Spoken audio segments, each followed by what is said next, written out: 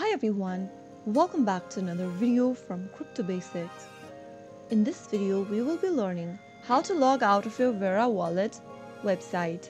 To log out of your Vera website, first of all, go ahead and open a web browser and open up your VeraWallet homepage. Once you're inside the main wallet page of Vera, go ahead and click on the My Accounts tab, and from Manage Account, scroll all the way down and click on Sign Out.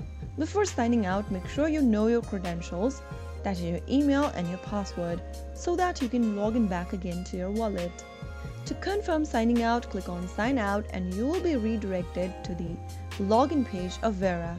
If you ever want to get inside your account, you will need to enter your email and password and sign in.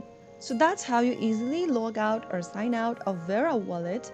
I hope the tutorial was helpful to you. If it was, go ahead and give us a thumbs up.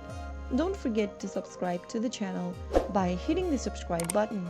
Press the bell icon so that you'll never miss another upcoming upload from us. I will be back again in the next episode. Thank you for watching.